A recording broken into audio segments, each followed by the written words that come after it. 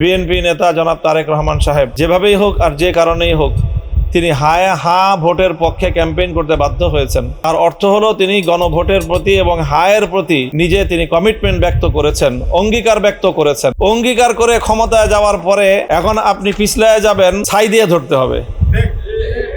এবং আমরা যদি ছাই দিয়ে ধরতে পারি, বিএনপি সরকারকে গণভোটের প্রতিটি অক্ষর অক্ষর বাস্তবায়ন করেই বাংলাদেশের রাষ্ট্র পরিচালনা করতে হবে। আর না হলে তাকে প্রস্থান করতে হবে। সে যেদিকে তার পূর্বসূরি গিয়েছে সেদিকেও যেতে পারে, অন্য কোনো দিকেও যেতে পারে, বাংলাদেশের সরকার পরিচালনা করতে পারবে না। কাজে আসুন আমরা সেই ব্যাপারে ঐক্যবদ্ধ হই, সংঘবদ্ধ হই।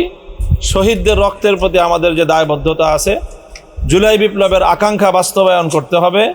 আর না হয় ১.৫ সহস্রাধিক শহীদ, ৩০ সহস্রাধিক যুদ্ধাহত জুলাই যোদ্ধাদের তাদের কাছে আমাদের দায় আমরা শোধ করতে পারবো না, ইতিহাসের দায় আমরা শোধ করতে পারবো না। আমাদের নিকট অতীতে আমরা আমাদের অসংখ্য আপনজনদেরকে হারিয়েছি। শহীদের রক্তে বাংলাদেশের মাটি বারবার সিঞ্চিত হয়েছে। এখন সেই শহীদের রক্তের বিনিময়ে অর্জিত এই নতুন বাংলাদেশে একটি জবাবদিহিতামূলক রাষ্ট্র ব্যবস্থা আমরা দেখতে চাই। নতুন যে সরকার এসেছে তারা জবাবদিহিতা চাচ্ছে না, জবাবদিহিতায় মানুষ থাকতে চায় না, তারা জবাবদিহিতা থেকে মুক্ত হতে চাচ্ছে। আমাদের বাকিদের দায়িত্ব হবে এই সরকারকে রাষ্ট্রের দায়িত্বশীল হিসেবে যে কোনো মূল্যে তাদেরকে জবাবদিহিতার আওতায় নিয়ে আসা, এবং সেটা আমরা করতে পারবো। আমাদের প্রথম অ্যাসিড টেস্ট হবে গণভোট বিষয়ে জাতির কাছে সরকারকে জবাবদিহিতায় বাধ্য করতে হবে। 2/3 বেশি মানুষ যে মতামত দিয়েছে গণভোটে হায়ের পক্ষে, যে আমরা বিএনপির সাথে 20 বছর আন্দোলন সংগ্রাম করেছি। আমরা বাংলাদেশে নতুন কোনো মুখ না, এই গণতন্ত্র প্রতিষ্ঠার জন্য আন্দোলন সংগ্রাম করেছি। লেবার পার্টি, আমার নেতা মাওলানা আব্দুল মতিন, তাকে আজকে স্মরণ করছি। তিনি বিএনপির সাথে দীর্ঘকাল ছিলেন। তাকে মন্ত্রিত্ব দেওয়ার জন্য ফোন করা হয়েছিল বঙ্গভবন থেকে যে আপনি প্রস্তুত হন, কিন্তু প্রস্তুত হওয়ার পরে তার গাড়ি আর বাসায় যায় নাই। ঠিক একইভাবে আমরা এবারেও দেখেছি যে তারা অর্থের বিনিময়ে তারা নমিনেশন বাণিজ্য করেছে। এবং আমরা এই জুলাই আন্দোলন করেছিলাম, আপনাদের মনে আছে যে মামুনুল হক ভাইরা এবং আমাদের জামাত ইসলামী সহ যারা, তারা একদিকে কথা বলতেন আর আমরা আর একদিকে বিএনপির পাশে ছিলাম।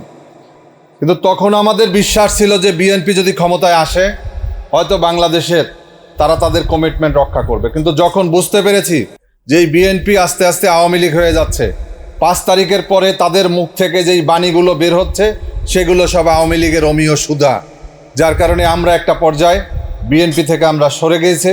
আমরা 11 দলীয় জোটের সাথে, ইসলামীদের সাথে এবং এদেশের যারা গণতন্ত্র এবং বাংলাদেশের স্বাধীনতা সার্বভৌমত্ব যাদের হাতে নিরাপদ, আমরা তাদের হাতে এসেছি। সংগ্রামী বন্ধুরা আমার, এই জুলাই সনদকে আজকে যারা অস্বীকার করছে তারা মূলত তাদের নিজেদের ইতিহাস ঐতিহ্যকে অস্বীকার করছে। বেগম খালেদা জিয়া বলেছিলেন যে আমরা ক্ষমতায় গেলে এই সংবিধানকে ছুঁড়ে ফেলে দেব।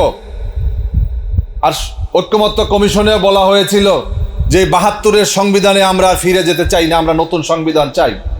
এজন্যই জুলাই সনদ, এজন্যই গণভোট। একই দিনে 2টা ভোট হলো। আজকে তারা জাতীয় সংসদ নির্বাচনকে তারা মেনে নিয়ে প্রধানমন্ত্রী হলেন। আর জুলাই আইনি স্বীকৃতির জায়গাটা, যেই গণভোট একই লোক দিল, একই জনগণ দিল, সেটাকে তারা অস্বীকার করছেন। মূলত আজকে আমরা লক্ষ্য করেছি যারাই যখন ক্ষমতায় যায়, এটা আওয়ামী লীগ বিএনপি যারাই হয়, ক্ষমতায় গেলেই তারা শুধুমাত্র সংবিধানের দোহাই দেয়। আর যারা বিরোধী দলে থাকে তারা শুধুমাত্র গণতন্ত্রের কথা বলে। আজকে যারা সংবিধানের কথা বলে, সংবিধান মোতাবেক তো এখনো বাংলাদেশের প্রধানমন্ত্রী হচ্ছে শেখ হাসিনা। কারণ সংবিধান মোতাবেক নির্বাচন হওয়ার কথা 2029 সালে। এই 26 সালে কিসের নির্বাচন হয়েছে? এই নির্বাচন হয়েছে শেখ হাসিনাকে গণ অভ্যুত্থানের মধ্য দিয়ে সরিয়ে দেওয়ার কারণে এই নির্বাচন হয়েছে, অন্তর্বর্তীকালীন সরকার হয়েছে। আপনারা তো পারেন নাই, আপনারা 20 দলীয় জোট পারেন নাই, 64 দল মিলেও তো হাসিনাকে হটাতে পারেন নাই। এই ছোট ছোট বাচ্চারা, আপনাদের মনে আছে যে রিজভী আহমেদ সেই কেরানীগঞ্জের থেকে বের হওয়ার সময় বলছিলেন ছোট ছোট মাসুম বাচ্চারা যাদের জন্য কষ্ট হয় কিন্তু এখন তো আপনাদের বক্তব্য এরকম হয়েছে কেন? এরকম বক্তব্য এখন দিচ্ছেন কেন? একই চেহারা কয় রকম দেখাবেন জাতিকে? আজকে জাতীয়তাবাদী শক্তিকে আপনারা প্রশ্নবিদ্ধ করেছেন। জনগণের সামনে আজকে প্রশ্ন যে আপনারা আজকে প্রতারণা করেছেন জাতির সাথে। জুলাই সনদ নিয়ে আজকে যে ছিনিমিনি খেলা বন্ধ করুন, তা না হলে কিন্তু আমরা রাজপথে নামবো। 11 দলীয় ঐক্য, আমরা রাজপথে আমাদের মীমাংসা হবে। জুলাই বারবার আসে না যারা বলেন, আমরা জুলাইতে করব না, প্রয়োজনে আবার নতুন করে এপ্রিলে করব, আমরা প্রয়োজনে মেতে করব। আমরা জুলাইয়ের পূজা দেই না, আমরা পূজা দেই হকের, আমরা পূজা দেই, আমরা বাতিলের বিরুদ্ধে আমাদের লড়াই চলছে, আমাদের লড়াই চলবে। এখন আর বিদায় হয়েছে। আপনারা যদি মনে করেন সে পথে যাবেন, তাহলে আপনারা জুলাই সনদ নিয়ে সিনেমিনি খেলতে পারেন। বাংলার মানুষ জুলাই সনদ বাস্তবায়ন ছাড়া অন্য কোনো পন্থা মেনে নিবে না। সম্মানিত উপস্থিতি, এই সরকার বিভিন্ন সেক্টরে যে সমস্ত লোকজনকে বসাচ্ছে, তারা না বুঝে কোনো কাজ, না আছে কোনো অভিজ্ঞতা।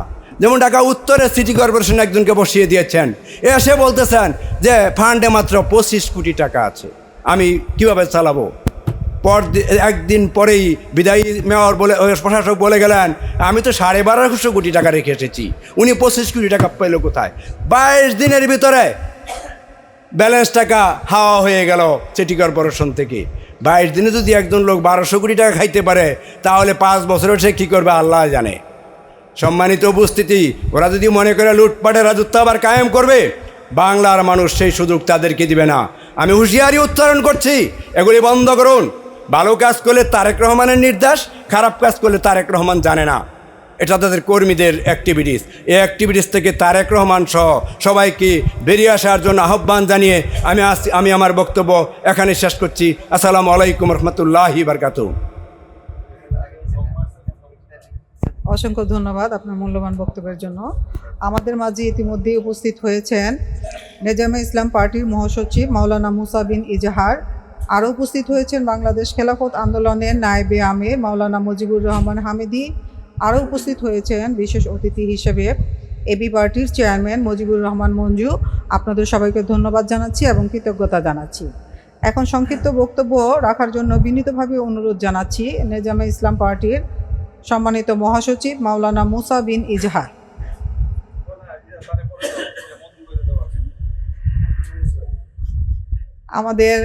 আমরা একটু আমরা ব্যত্যয় ঘটিয়ে বলছি। আমাদের মাঝে আরও উপস্থিত হয়েছেন ন্যাশনাল ডেমোক্রেটিক পার্টির এনডিপির চেয়ারম্যান KM আবু তাহের ভাই। আমরা এখন সংক্ষিপ্ত বক্তব্য শুনব এবি পার্টির চেয়ারম্যান জনাব মুজিবুর রহমান মঞ্জু সাহেবের।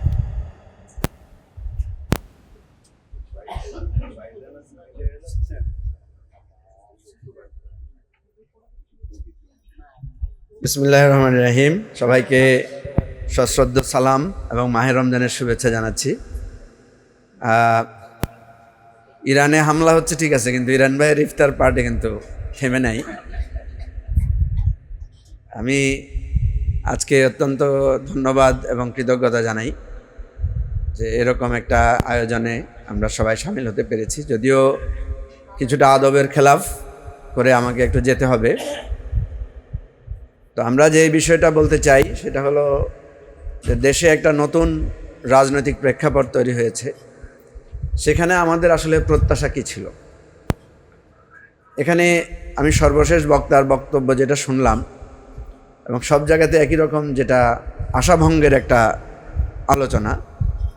আমি কিন্তু এ ধরনের আশাভঙ্গ হবে এটা তো আমরা জানতাম বলেই তো আমরা একটা নতুন রাজনৈতিক ঐক্য গঠন করেছি। এটা অত্যন্ত সুস্পষ্ট যে আমাদের প্রত্যেকেরই আলাদা আলাদা রাজনৈতিক মতাদর্শ আছে, রাজনৈতিক মত পন্থা আছে, কিন্তু আমরা নির্বাচনে ঐক্যবদ্ধ হয়েছিলাম একটা লক্ষ্যকে সামনে রেখে, সেটা হচ্ছে জুলাই সনদ বাস্তবায়নের জন্য, জুলাই সনদের অঙ্গীকার রক্ষার জন্য আমরা কাজ করব। আমরা যখন ঐকমত্য কমিশনে একসাথে বসেছিলাম সেখানেও এটা পরিষ্কার হয়েছিল যে জুলাইয়ের এই সংস্কার কারা চায় এবং কারা চায় না। যারা নোট অফ ডিসেন্ট দিয়েছিলেন, আমরা অনেকভাবে যুক্তি দিয়ে তাদেরকে বুঝিয়েছিলাম যে আপনাদের যুক্তিটা তো অত্যন্ত ঠিক আছে, কিন্তু এই রাষ্ট্রের পরিবর্তনের জন্য যুক্তি মত নিজের চিন্তার ঊর্ধ্বে উঠে আমাদেরকে জাতির স্বার্থে একতাবদ্ধ হতে হবে। সেদিন তাদেরকে আমরা একমত করতে পারি নাই।